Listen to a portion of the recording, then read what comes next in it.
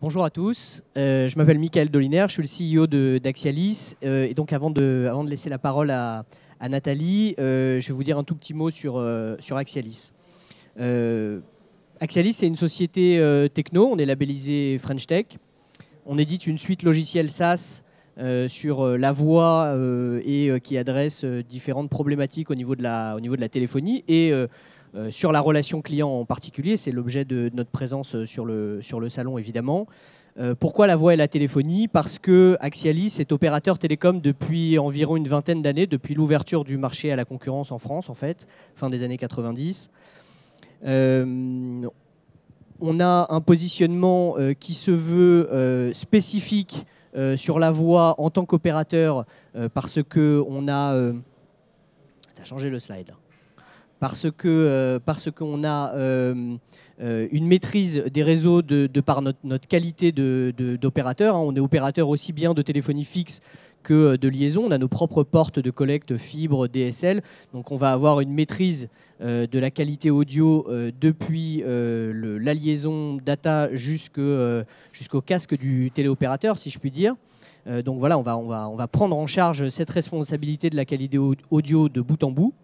En termes de positionnement, on va adresser des organisations qui sont plutôt mid-market, grands comptes, dans des industries assez variées. On vous a mis un petit échantillon ici des sociétés pour qui on opère. Donc on voit aussi bien des pure players du web comme Mythic ou Vidressing que des sociétés d'économie plus traditionnelles qui se sont digitalisées comme la Centrale, comme les crèches People and Baby.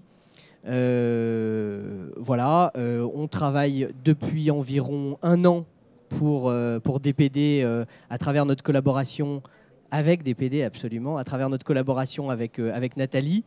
Et avant de te passer la parole, Nathalie, si tu me le permets, je vais dire un petit mot sur qui tu es.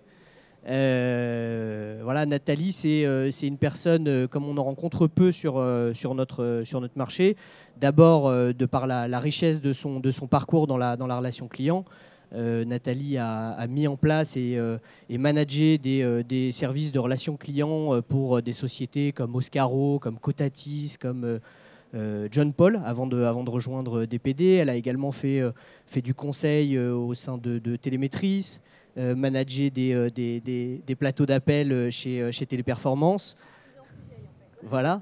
Attends, j'ai pas parlé de 9 CGTEL avant le rachat d'SFR. Ça ne nous rajeunit pas. Voilà. Et puis par ailleurs, Nathalie, c'est quelqu'un, et vous allez vous en rendre compte, je pense, à travers sa présentation, qui ne fait pas de langue de bois, qui dit quand les choses ne vont pas, mais toujours avec bienveillance, avec un esprit extrêmement constructif. Et c'est précieux pour une société comme la nôtre, dans notre parcours, dans notre progression, d'avoir des clients qui nous permettent d'avancer avec eux. Donc merci Nathalie, merci d'être là ce matin et je te laisse la parole.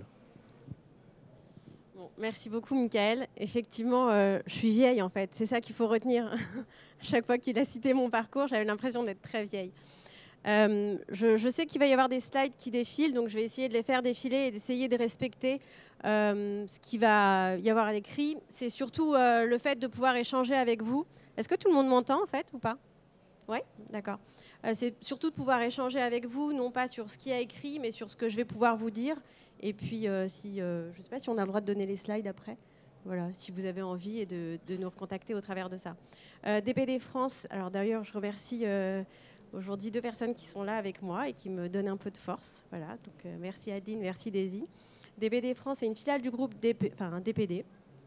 Qui est présent surtout en Europe, qui est deuxième en fait au niveau de la livraison des colis. On est plutôt axé B2B, d'accord, donc on livre plutôt des professionnels, mais depuis quelques années, effectivement, on introduit beaucoup de notions de B2C, forcément, on attend tous des colis. Aujourd'hui, donc, on est à 300 000, un peu plus de 300 000 colis livrés par jour. Et le sujet aujourd'hui, c'est surtout de se dire, ce qui était à l'époque, et c'est-à-dire le contexte, c'est que au moment où je suis arrivée, puisqu'il n'y avait pas de direction de la relation client il y a un peu plus d'1 an, c'est d'être complètement aveugle. C'est-à-dire qu'on n'avait pas du tout d'informations sur combien on recevait d'appels, combien on en traitait et surtout combien on en perdait.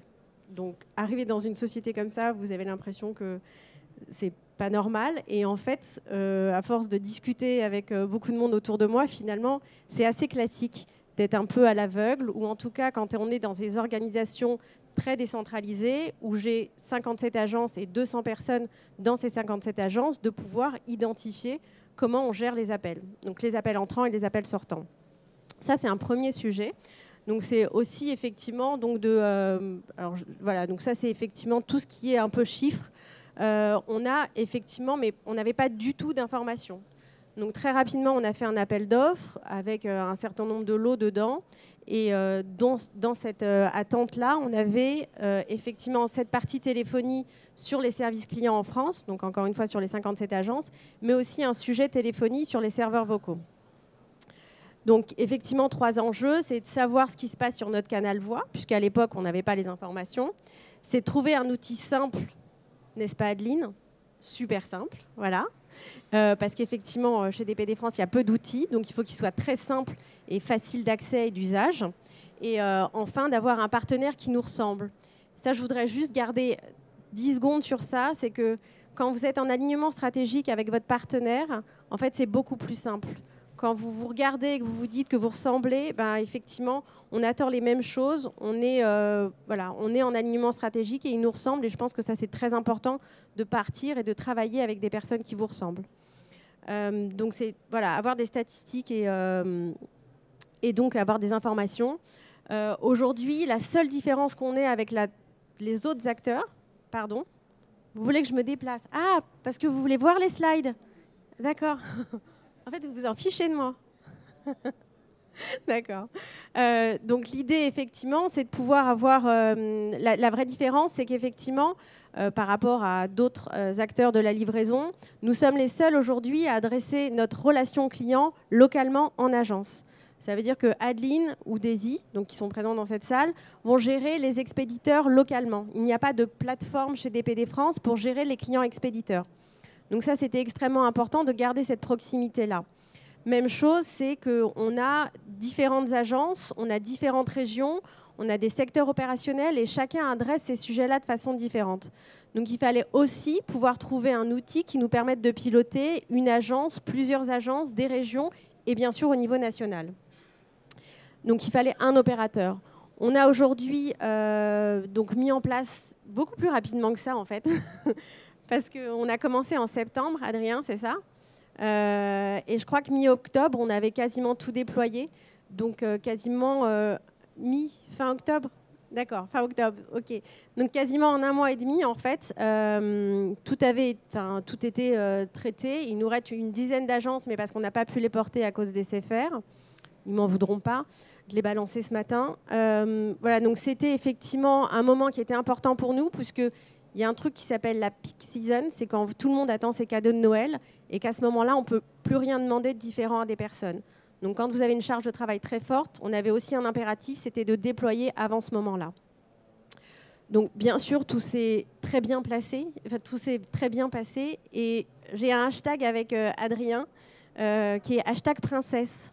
Voilà, quand je vous dis qu'il faut travailler avec des personnes et des partenaires qui vous ressemblent, quand quelqu'un est à votre écoute, quand quelqu'un est disponible, quand il est hyper réactif et quand il accompagne les équipes opérationnelles autant que moi au niveau national, en fait, vous avez tout gagné et c'est ça que j'ai trouvé aussi chez Axialis. Alors ça, c'est une deuxième chose. Ça, c'est le deuxième sujet. En fait, on a bien sûr ce sujet de piloter les appels entrants et sortants sur les 57 agences. Et on avait un deuxième sujet qui était donc la mise en place du serveur vocal à l'époque au niveau national et qui, toujours, si nos amis des SFR, décidément, mais ils le méritent bien, me coûtait entre 15 et 30 000 euros par mois. Et donc là, Axialis est venu avec...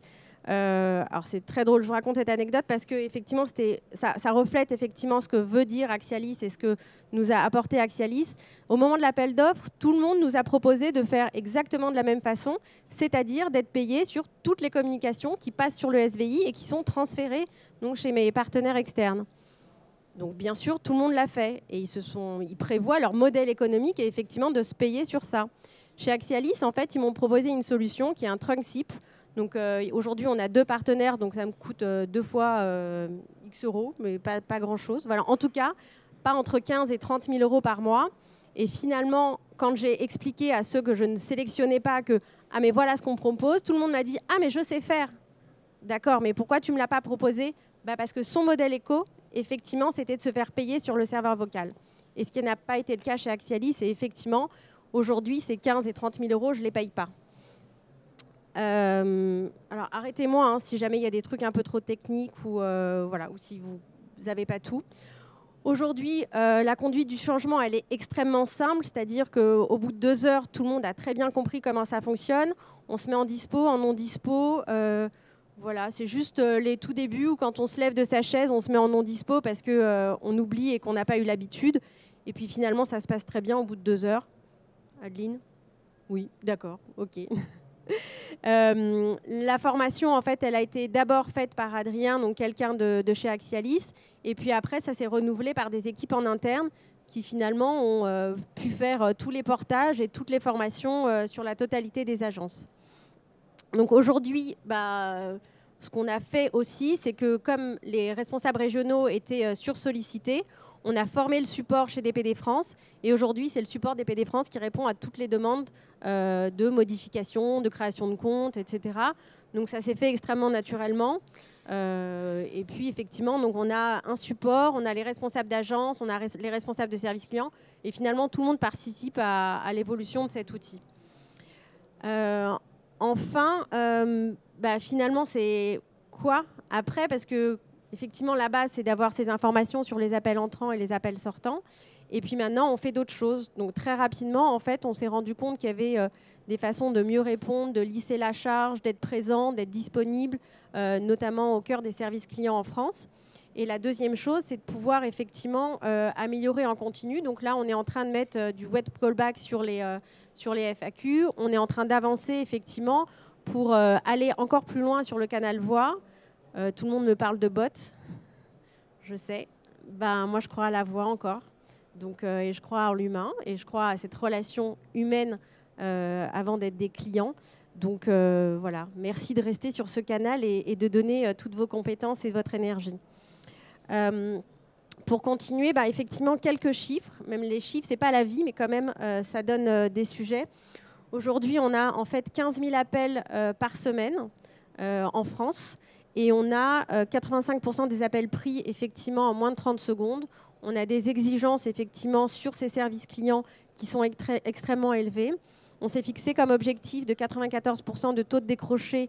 Donc ça, c'est pour nos clients expéditeurs. Et on va jusqu'à 96% pour nos clients destinataires. Donc aujourd'hui, on sait non seulement piloter, avoir des chiffres, mais on sait aussi accompagner les ressources pour aller un peu plus loin dans ces taux de réponse et ces taux de décroché.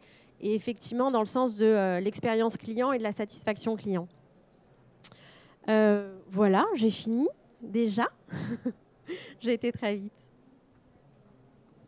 Merci beaucoup, Nathalie. Je vous demanderai peut-être d'applaudir Nathalie. Merci pour cette présentation. Bien sûr, j'allais le suggérer. Adrien, est-ce que tu peux venir nous rejoindre peut-être ? Peut-être que certaines personnes auront des questions. Voilà, je vous présente Adrien Tout-le-Monde, qui est le Head of Customer Success chez Axialis et effectivement qui a mené le déploiement chez DPD. Est-ce que vous avez des questions ?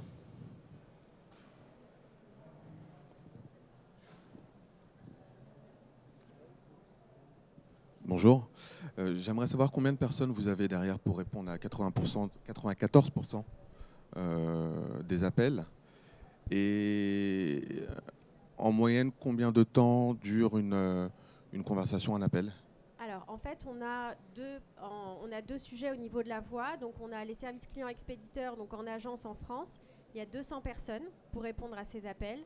Et on reçoit à peu près 100 000 appels par mois. D'accord ? Donc ça, c'est un premier sujet. Et en fait, on a 2 plateformes externalisées. Et là aussi, c'est là où on a mis le trunk. Et même chose, c'est là où on arrive à 96%. Et on a 140 personnes en plus sur ces plateformes. Donc on a 200 personnes en France et 140 sur 2 plateformes externalisées. D'accord. Et une avec 94% et l'autre avec 96%. D'accord. Et les appels durent en moyenne combien de temps à peu près ? Alors, les appels pour les destinataires, donc les particuliers qui attendent leur colis, il dure à peu près 4 minutes. Et sur les services clients expéditeurs en France, ils durent moins de 2 minutes. Ils sont à 1,45. Moi, juste avant de donner la parole à monsieur, je voudrais revenir sur un tout petit point de la présentation de Nathalie qui était évoqué là encore dans cette intervention, qui est le trunk SIP et le modèle économique qui a permis à DPD d'économiser jusqu'à 30 000 euros par mois. Je vous disais en préambule que Axialis est à la fois opérateur télécom et éditeur de logiciels. Notre métier, c'est clairement celui d'éditeur d'une solution SaaS. Et c'est là-dessus que nous faisons porter notre modèle économique, donc essentiellement sur des frais fixes qui sont facturés par mois et non pas sur des communications variables comme le fait un opérateur télécom, même si c'est notre background technique. Et effectivement, la plupart de nos confrères essayent de gagner leur vie sur les deux métiers, ce qui, à mon avis, parasite la relation commerciale et le business model tout simplement qu'on peut avoir avec les annonceurs. Oui, bonjour messieurs, dames. Ariel Zrien de la ZIP Santé, l'agence des systèmes d'information partagée de santé. J'ai bien compris donc, que votre modèle économique, en fait, c'est du forfait. Hein, vous n'êtes pas sur de l'appel entrant que vous allez facturer, c'est du forfait, jour et nuit. C'est ça? Jour et nuit où vous êtes... Alors, en fait, il y a deux sujets. On est sur un sujet trunk SIP, sur en fait, des liaisons qui nous permettent d'utiliser en fait, le canal voix autant qu'on veut. Donc en fait, jour, nuit, tout le temps, en fait, on a ce trunk SIP qui nous permet effectivement, différemment que d'autres opérateurs, et c'est là où on a trouvé un modèle économique intelligent et qui nous ressemble, c'est effectivement d'avoir ce trunk. Donc en fait, on a un coût par abonnement qui est très faible, et c'est pour ça qu'effectivement, je paye plus de 15 à 30 000 euros par mois. Donc c'est jour, nuit, c'est illimité, c'est tout ce que vous voulez tout le temps. 24, 7 sur 7. 7 jours sur 7. Et après, on a d'autres, l'outil effectivement qu'on a sur les agences. Là, effectivement, on est sur un modèle à la communication parce qu'effectivement, on utilise une plateforme qui nous permet de piloter la totalité des appels entrants, sortants, manquants et d'avoir toutes les statistiques. En fait, l'intelligence, pour moi, de l'outil et d'Axialis, en dehors d'un modèle économique intelligent et en dehors du fait que la relation commerciale, elle est pertinente et elle me ressemble, c'est aussi de... Qu'est-ce que je voulais dire ? Oui, la pertinence de... Voilà, pardon. Voilà, oui, merci. La pertinence, c'est aussi, en fait, ce qu'on appelle le back-office.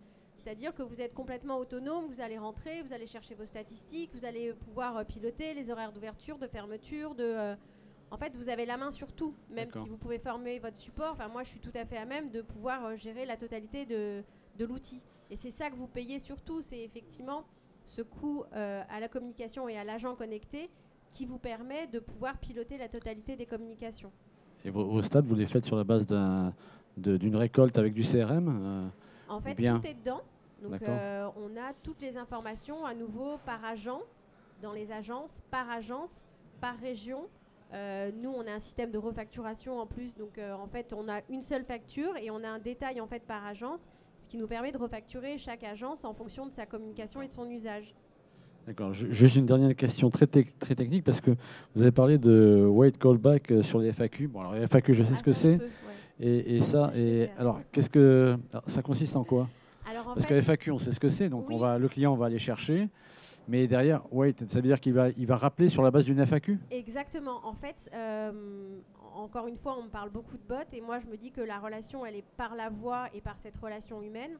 Donc, ce qu'on est en train de faire et de programmer, c'est le fait de poser une question sur la FAQ, ce qui se fait aujourd'hui de façon très classique, mais vous pourriez le faire aussi à la fin de votre bot, et de dire, si vous n'êtes pas satisfait de cette réponse, cliquez ici et vous allez être mis en contact avec quelqu'un, une vraie personne. Donc on sort du site internet et pendant les horaires gratuitement. Merci Adrien. Voilà, donc encore une fois, c'est que dès que c'est un peu déceptif sur le site internet, on redonne la voix, on redonne un contact client humain et on met à la fin de cette FAQ, quand on n'est pas satisfait, la possibilité de cliquer sur le bouton et d'être mis en contact avec quelqu'un. Enfin, par la voix. Par la voix. D'accord. Gratuitement. Ça va, je l'ai dit 2 fois, c'est bon. Merci. Est-ce que vous avez d'autres questions? Parce que j'ai parlé un peu rapidement.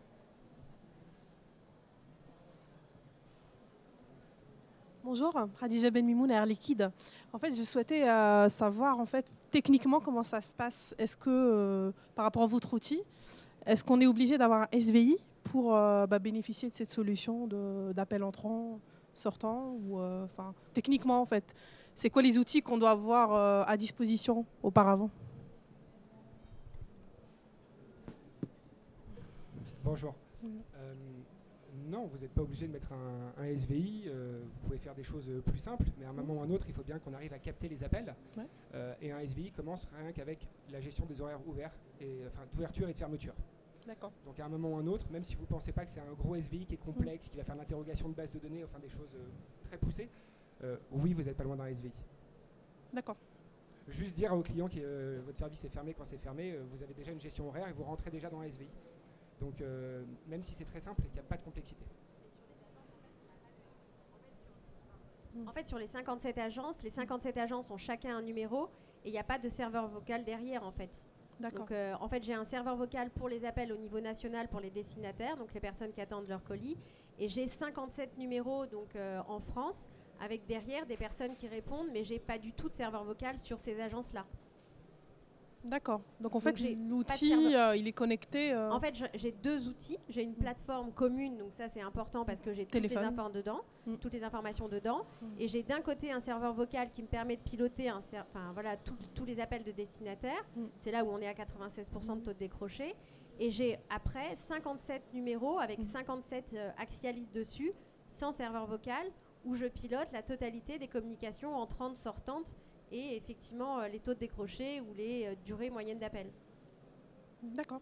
Et effectivement, un SVI peut être complètement transparent pour l'appelant, mais va permettre de capter un certain nombre d'informations, à commencer par le numéro de téléphone de l'appelant, pour nous permettre de le pousser dans le CRM. Parce qu'effectivement, je ne sais pas si on l'a précisé de manière très explicite, mais Axialis a un connecteur avec le CRM qui est utilisé par DPD. On a des connecteurs avec tous les grands CRM standards du marché. On sait aussi développer des connecteurs avec des CRM maison si besoin. Et donc cette donnée-là, elle est poussée dans le système central quelque part qu'est le CRM pour d'une part faire la remontée de fiches clients, être capable d'identifier l'appelant et puis ensuite de consolider des données avec les autres canaux que peuvent être l'email, le chat, etc. D'accord. C'est une solution SaaS alors du coup? Absolument. Donc il n'y a pas d'administration sur place, il n'y a pas de licence spécifique à avoir? Non, absolument. C'est 100% cloud, il n'y a pas besoin d'intégrateur et il n'y a pas de matériel déployé sur le site. Ok, merci.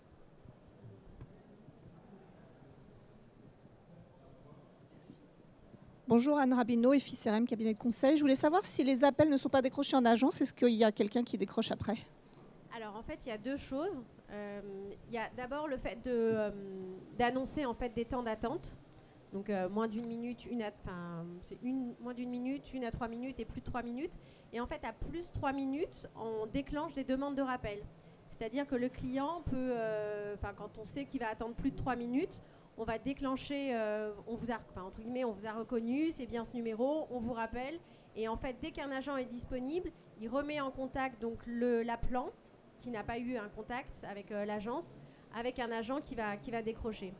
La deuxième chose, et ça c'est vraiment exceptionnel chez DPD France, c'est qu'en fait on est tellement local et on fonctionne tellement localement en agence qu'on a oublié qu'on pouvait être les supports les uns des autres. Et ce qu'on a créé aujourd'hui, c'est qu'à chaque fois qu'une agence est en difficulté, parce qu'il y a des absences, parce qu'on a besoin de faire une réunion, pour n'importe quelle raison du monde, aujourd'hui on est capable, en appuyant sur un petit drapeau, alors je vous le dis comme ça parce que moi techniquement je ne sais pas comment ça se passe, mais moi j'appuie sur un petit drapeau et en fait les appels d'une agence arrivent sur une autre agence. Et c'est complètement transparent, ça me prend le petit clic sur un petit drapeau. Donc encore une fois, on a non seulement, et gratuitement, je l'ai dit encore, non c'est bon.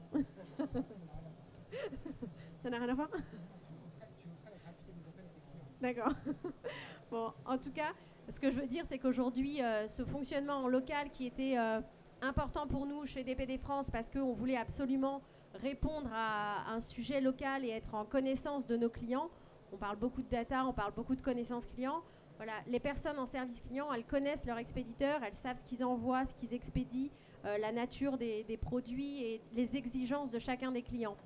Par contre, on fonctionnait tellement en local qu'on oubliait de pouvoir aider les autres. Et c'est effectivement la solution qui répond extrêmement bien, voilà, en un clic, de se dire, OK, on fait une réunion, il nous manque une personne, ou on a besoin de toi, ou on a besoin d'une autre agence. Parfois, c'est une personne dans une autre agence, parfois, c'est toute l'agence. Et tout ça se fait super facilement.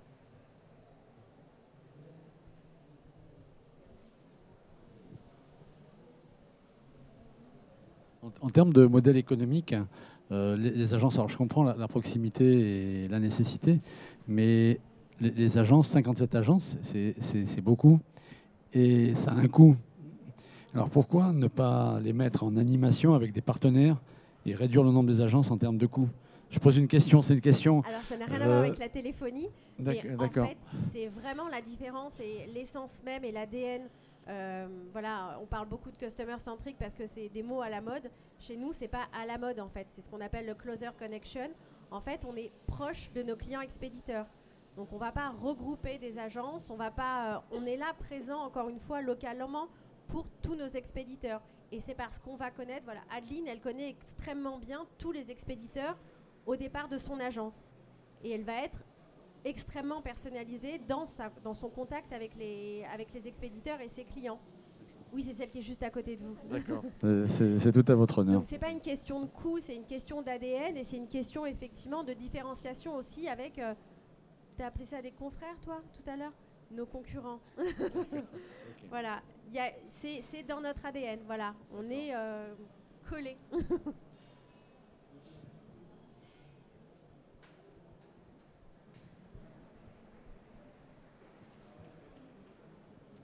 Anna Joïc, Nouvelle-Donne.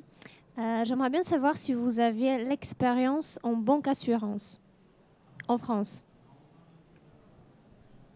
Alors effectivement, Axialis a notamment dans son portefeuille client, et c'était affiché tout à l'heure, le groupe Verlingue comme client et d'autres mutuelles, un peu moins en banque, mais comment?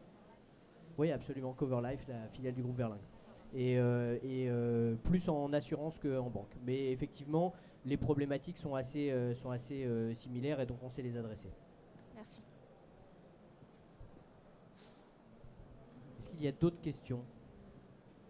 Alors, il y a une question là-bas. Monsieur. Bonjour, Cédric Roman, Bouygues Télécom. Moi, j'avais une petite question par rapport à cet objectif de 94% d'appels traités, qui est un petit peu, je pense, l'ambition de tous ceux qui font de la relation client. Comment aujourd'hui vous dimensionnez, vous planifiez vos collaborateurs pour répondre à cet objectif? Est-ce que vous vous basez sur la data effectivement qui arrive du SVI et autres pour modéliser quelque chose et être sûr à tous les coups d'atteindre cet objectif? Bon, parce que comme vous l'avez dit, il y a des absences, des retards, des choses comme ça, et on n'a pas forcément ce taux d'atteinte. Donc ça, c'était ma première question. Deuxième question, sur le slide, vous avez mis 3 KPI qui sont les reçus, le taux de décroché, le temps d'attente. Ma question, c'était aujourd'hui, est-ce qu'avec seulement ces 3 KPI, vous arrivez à piloter ou c'était juste une partie de ce que vous pilotez au quotidien pour s'alerter, être réactif, faire les bons changements pour dire tiens, effectivement, ce centre est à la peine, j'appuie sur le petit drapeau pour rerouter un petit peu mes flux. Comment vous organisez tout ça? Alors, en fait, j'ai 2 sujets. Donc, j'ai un sujet qui est au travers de ce fameux SVI au niveau national. Et là, en fait, c'est là où je vais extrêmement loin dans la planification, dans le dimensionnement, dans la façon, effectivement, de piloter. Donc là, je vais beaucoup plus loin, effectivement, c'est-à-dire que j'y vais par demi-heure. Et en fait, on planifie en intraday, dans la journée, dans la semaine. Et d'ailleurs, on a finalement, grâce aux informations qu'on a eues avec Axialis, finalement, on a ouvert le samedi sur la partie destinataire. Donc, c'est grâce à ces éléments, par exemple, quand on a des appels en heure fermée, est-ce qu'on pousse un peu? Donc on faisait du 8h-20h et finalement on se rendait compte qu'il y avait des appels même le samedi alors qu'on était fermé. Donc très rapidement, on a, je crois que oui c'est ça, en 2 semaines en fait, on a décidé d'ouvrir le samedi. Donc j'ai vraiment un scope où je dois pousser très loin parce que là j'ai des objectifs qui ne sont pas à 94 mais à 96% de taux de décroché. Donc là je vais beaucoup plus loin et beaucoup plus finement et effectivement je pilote beaucoup plus d'indicateurs et je les pilote à la demi-heure près. D'accord ? La deuxième chose, toujours sur ce serveur vocal, en fait j'ai un load balancing. Comme j'ai 2 partenaires, quand un partenaire n'est pas capable de répondre en 30 secondes, c'est l'autre partenaire qui va recevoir l'appel. Donc en fait, à tous les moments, je ne perds aucun appel. En fait, il n'y a pas un moment où il va attendre plus d'1 minute. Et ça, c'est aussi un engagement de qualité qui est rare chez les transporteurs. Sur ce scope-là, je vais effectivement extrêmement finement. Sur les agences, en fait, comme c'est 200 personnes réparties dans 57 agences, faites le calcul rapidement, il y a parfois 2 ou 3 personnes. Et là, en fait, on est plus dans ce moment de temps moyen d'appel et de dissuasion, mais qui va porter sur une demande de rappel et qui va permettre de lisser la charge. On a aussi un autre objectif, c'est de pouvoir étendre un certain nombre d'horaires sur certaines agences qui sont importantes. Donc là aussi, on se sert à nouveau des informations qu'on a en heures et jours fermés pour pouvoir lisser la charge. Typiquement, la totalité des agences est 9, 12, 14, 18. Sur certaines agences, on se dit il faut gagner peut-être une demi-heure pour pouvoir lisser la charge. Et là, pour le coup, on est plutôt sur de la dissuasion des demandes de rappel ou effectivement un backup en rajoutant une personne dans le groupe pour se dire, ok, on rajoute une personne d'une autre agence potentiellement ou quelqu'un de l'agence qu'on va mettre qui est au service administratif et qui va pouvoir nous aider sur un temps donné, sur un pic d'appel quand on a des opérations spéciales avec beaucoup de colis expédiés. Donc on pilote en fait quasiment à chaque fois et plutôt en réactivité. Donc on va être très proactif sur la partie destinataire et on va être effectivement un peu proactif quand on a les informations sur la partie expéditeur, mais très réactif effectivement parce que mais c'est vraiment pas schématisé. Quand je dis j'appuie sur un petit drapeau, c'est vrai. Voilà, on a tout programmé et j'appuie sur un bouton où je rajoute un agent dans un groupe et c'est terminé. Voilà. Donc, mais pour moi, l'indicateur, c'est pas ça. Hein, ces 3-là, c'est pas les principaux et c'est pas les essentiels. Voilà.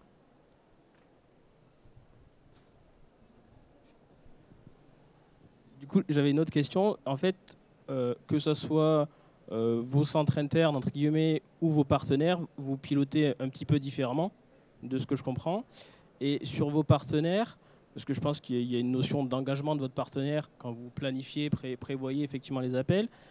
Axialis, vous avez un outil de supervision qui est fourni par Axialis qui permet effectivement d'intégrer cette notion, on va dire, d'engagement du partenaire pour lui permettre justement de mieux piloter au quotidien. Et est-ce que c'est le même outil que vous utilisez du coup sur vos centres internes, mais peut-être pas avec cette notion d'engagement ?